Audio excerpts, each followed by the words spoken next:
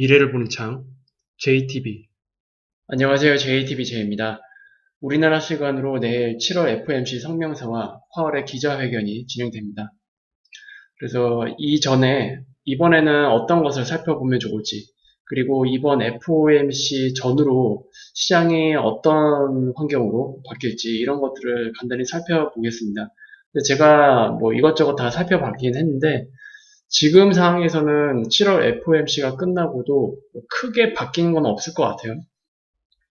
그래서 지금 시장에 깔리는 여러 가지 불확실성, 그거를 그냥 그대로 안고, 시간이 흘러갈 것 같다. 그렇게 일단 총평을 먼저 해드리도록 하겠습니다. 먼저 금리 인상폭은 이미 정해져 있죠. 0.75%를 올리는 것으로 사실상 확정됐기 때문에, 뭐, 금리가 얼마나 오를 거냐, 이거에 대해서 궁금해 하시는 분은 저는 없을 거라고 생각을 합니다. 이제 문제는 FOMC 진행 전에 이번 주 특히 주요 기업들의 어닝이 발표가 되고 있고 이제 많은 지표들도 발표가 되고 있는데 일단 먼저 발표된 것들은 이제 빅테크 기업들이었습니다. 부진한 실적 발표들이 이어졌고 그리고 가이던스도 이제 본격적으로 하향되기 시작했어요. 아마 가이던스가 이번에 하향된 거는 이게 끝이 아닐 거예요.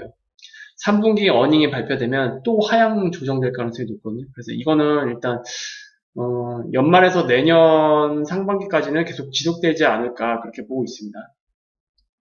그리고 소매 시장 악화 이슈가 좀 있었죠. 그래서 월마트의 그 어닝 쇼크가 발표되는데 일단 이거는 어느 정도 예상이 됐던 부분이에요. 왜냐하면 7월 초쯤에 뭐 여러 가지 관련된 내용들을 조사를 해보니까 이미 소매 시장에는 조금 재고가 좀 많이 쌓여있는 형태 그런 것들이 좀 지표로 보여졌었거든요. 뭐 그때 이제 나왔던 지표들을 보면은 판매 대비 쌓이는 재고가 지금 급격하게 올라가고 있는 상태입니다. 이게 지금 소매 시장에서 나타나고 있는 추세거든요. 지금 이 수치가 1.6을 넘었으니까 판매되는 것보다 쌓이는 재고가 60%가 더 많은 거죠. 그리고 이 수치는 2008년 금융위기 이후 계속 이 사이클이 계속 이어져 오고 있는데 이 전체 사이클 중에서 가장 역대급 변화를 보이고 있습니다.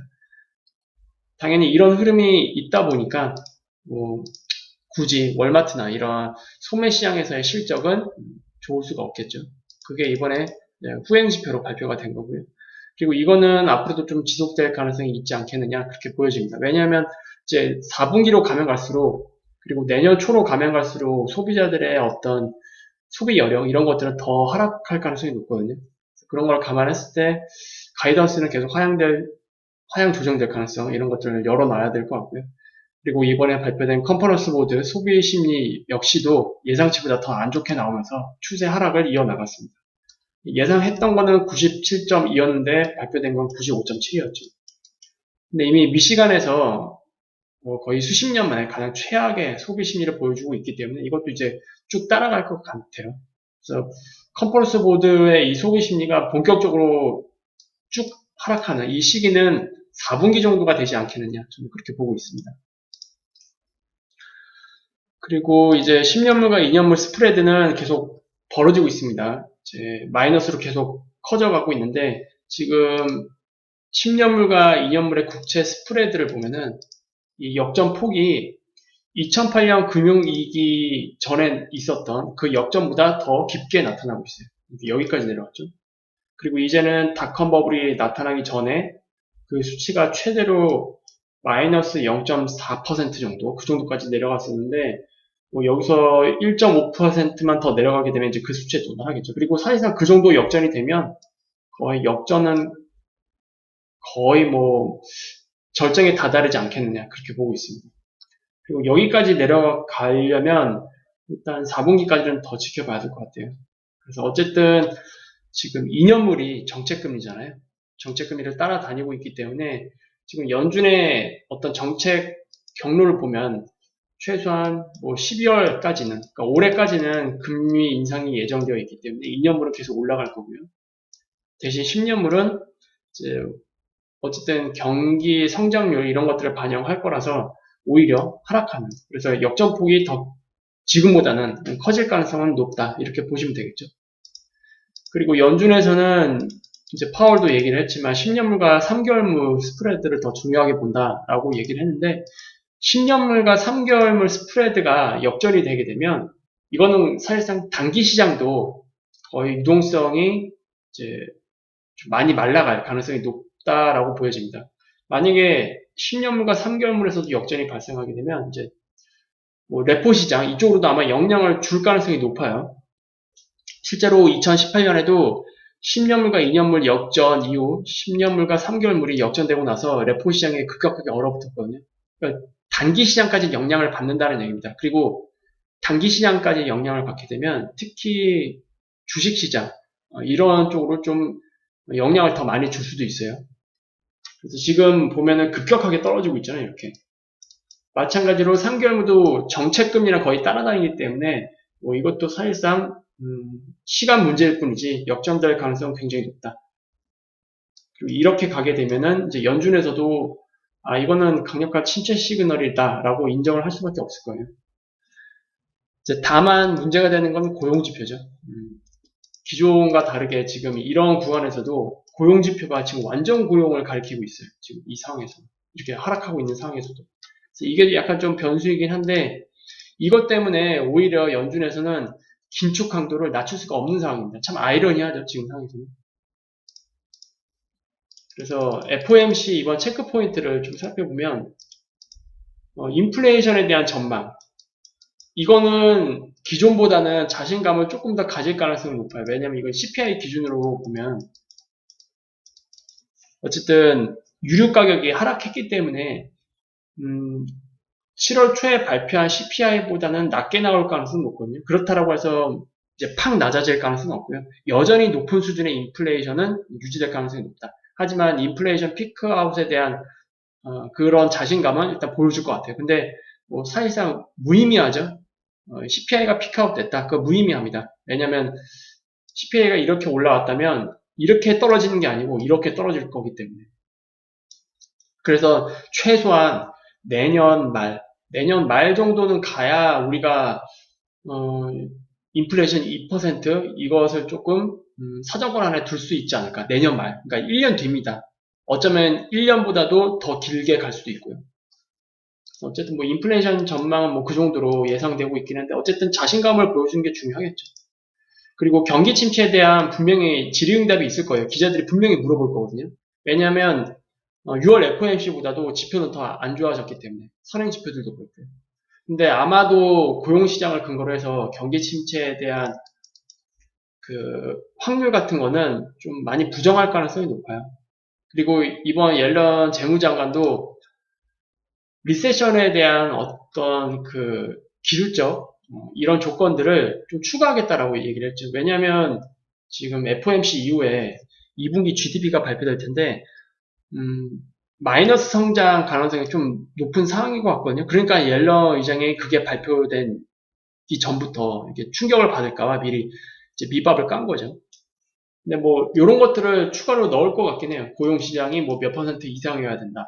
이런 것들. 이래야 뭐 리세션으로 인정한다. 이런 뭐 부분적인 것들을 추가로 이제 선정을 해서 리세션에 대한 어떤 정의를 새로 개편할 가능성이 높다. 이렇게 보고 있긴 한데 그것도 사실상 뭐 무의미합니다.